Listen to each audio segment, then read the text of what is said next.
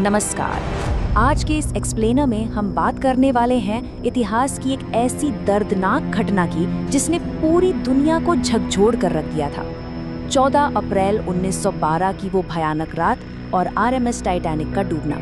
खैर, ये सिर्फ एक जहाज के डूबने की कहानी नहीं है, बल्कि ये इंसान के हद से ज्यादा आत्मविश्वास, प्रकृति की ताकत और उससे मिले एक बहुत बड़े सबक की दास्तान है। तो चलिए बिना किसी देरी के इस पूरे हादसे को करीब से समझते हैं।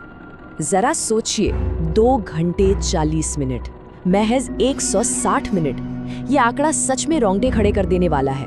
एक ऐसा जहाज जिसे बड़े दावे के साथ कभी न डूबने वाला या अनसिंकेबल कहा जा रहा था, उसे समंदर की गहराइयों में पूरी तरह से समाने में सिर्फ इतना ही वक्त लगा। इतने कम समय में उस दौर की सबसे बेहतरीन इंजीनियरिंग और अनगिनत जिंदगियों का अचानक से अंत हो गया।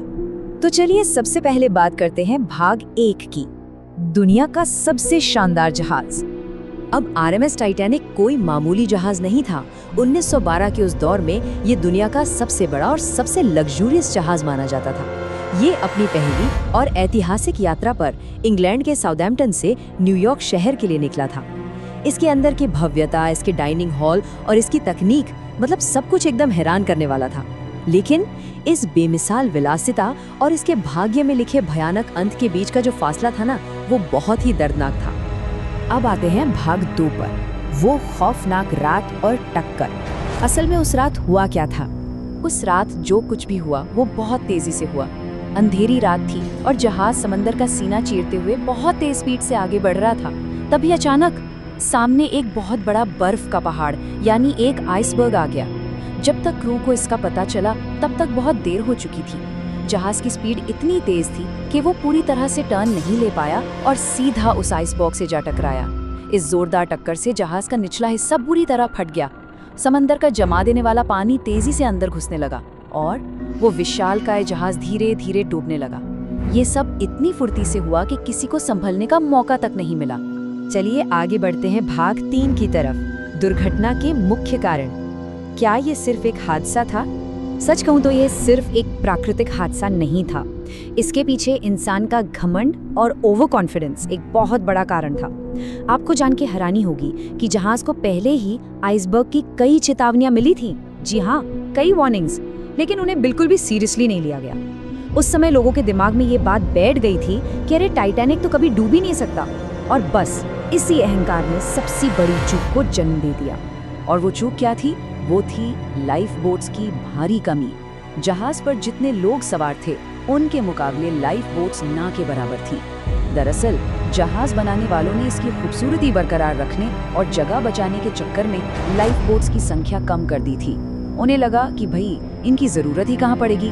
ये एक जानलेवा कैलकुलेशन मिस्टेक थी जिसकी कीमत वहाँ मौजूद बेबस लोगों को अपनी जान देकर चुकानी पड़ी। अब बात करते हैं भाग 4 की, मौत और तबाही के आंकड़े। एक पल के लिए रुकते हैं और इस तबाही को समझने की कोशिश करते हैं। ये आंकड़े बहुत ही स्पष्ट और बेहद दुखद हैं। उस रात जहाज पर कुल मिलाकर लगभग 2200 लोग मौजूद थे और पता है, इनमें से करीब 1500 लोगों ने उस बर्फीले पानी में दम तोड़ दिया। 1500 जाने, ये सिर्फ एक नंबर नहीं है, ये उन परिवारों, उन सपनों और उन जिंदगियों का अंत था जो उस अजेय जहाज के साथ हमेशा के लिए गहरे समंदर में दफन हो गए। आगे देखते हैं भाग 5, समुद्री सुरक्षा के नए नियम। इतनी बड़ी तबाही के बाद आखिर क्या बदला? जाहिर है, इस त्रासदी के बाद दुनिया चुप नहीं बैठी। समुद्री सुरक्षा के नियमों को एकदम सख्त कर दिया गया ताकि ऐसा दोबारा कभी ना हो। पहला सबसे बड़ा नियम, अब हर जहाज में सभी यात्रियों के लिए पर्याप्त लाइफ बोट्स का होना अनिवार्य कर दिया गया।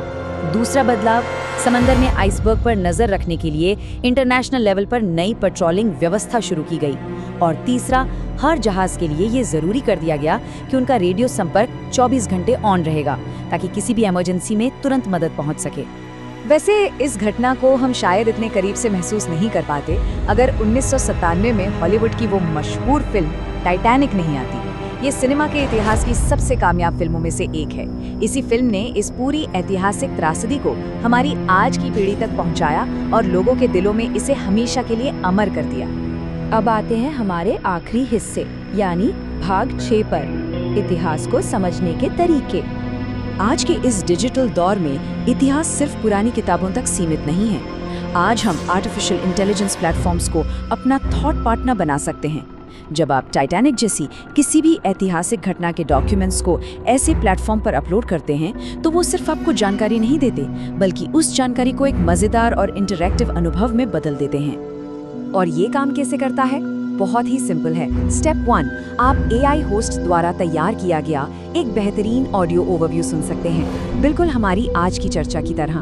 स्टेप 2, आप एक स्टडी गाइड या क्विज के जरिए अपनी नॉलेज टेस्ट कर सकते हैं। और स्टेप 3, अगर आपको और गहराई में जाना है तो डीप रिसर्च फीचर से इंटरनेट के अनगिनत ऐतिहासिक तथ्य खंगाल सकते हैं। मतलब इतिहास सीखना अब बिल्कुल भी बोरिंग नहीं रहा।